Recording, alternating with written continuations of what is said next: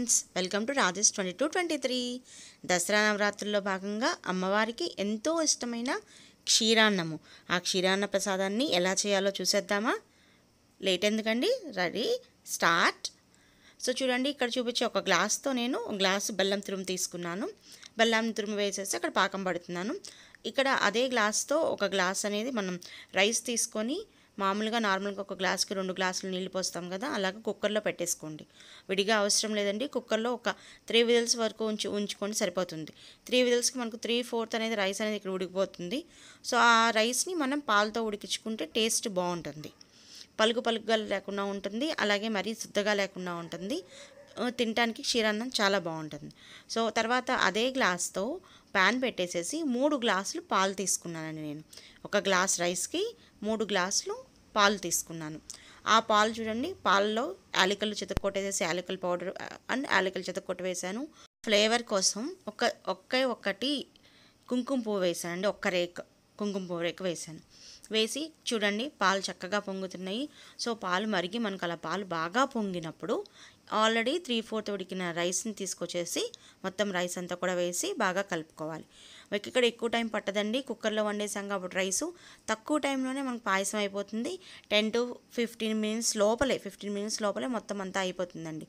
10 minutes maximum 15 minutes కూడా పట్టదు. 10 minutes లోపలే ఈ నైవేద్యాన్ని మనం రెడీ చేసుకోవచ్చు.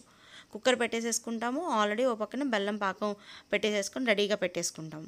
చూడండి, ఇక్కడ అన్నం మొత్తం కలిపేసేసి చక్కగా మీడియం ఫ్లేమ్లో ఉంచానండి. ఇక్కడ హై ఫ్లేమ్ అవసరం లేదు, మీడియం ఫ్లేమ్లో పెడితే చక్కగా ఆ పాలన్నీ కూడా పాలలో చక్కగా ఉడికి మొత్తం ఆ పాల ఇంగ్రీడియంట్స్ అన్నీ కూడా రైస్కి పట్టుతాయి.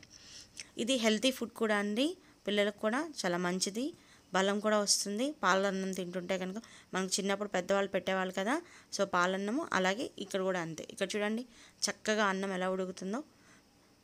ఆ మరిగే పాలలో ఈ రైస్ ఉడుకుతూ చాలా కన్సిస్టెన్సీ అనేది మనకు థిక్ అయిపోతుంది చూడండి. అప్పుడు సిమ్ మీద పెట్టేసేసి ఆ బెల్లం పాకం అనేది పోయాలి. హైలో పెట్టద్దండి, సిమ్లో పెట్టుకోండి. ఎందుకంటే బెల్లం పాకం మనం పాలలో అన్నంలో పోసినప్పుడు విరగకుండా ఉండాలి అంటే సిమ్లో పెట్టుకోండి. చూడండి, తర్వాత ఇది కూడా చక్కగా ఆ బెల్లం పాకం కూడా ఈ రైస్కి పట్టేస్తుంది. ఈ లోపల జీడిపప్పు, కిస్మిస్సు, మీకు కొబ్బరి ముక్కలు ఏవైతే యాడ్ చేయాలనుకుంటున్నారో అవన్నీ కూడా మనం నేతిలో వేయించి దాన్ని కలపాలి. నేతితో వేస్తే మనకు ఆరోగ్యము, డైజెషన్ కూడా ప్రాబ్లం ఉండదు, రుచి ఫ్లేవర్ కూడా బాగుంటుందండి. సో అంతా అయిపోయిన తర్వాత లాస్ట్లో కూడా నేను 1 టేబుల్ స్పూన్ నెయ్యి అని వేసానండి. చూడండి, కన్సిస్టెన్సీ కూడా బాగుంది కదండి. అమ్మవారికి ఎంతో ఇష్టమైన క్షీరాన్నం రెడీ అండి. మీరు కూడా ట్రై చేయండి. ఈ వీడియో నచ్చితే like, share and subscribe. Bell icon click చేయండి ఫర్ నోటిఫికేషన్స్.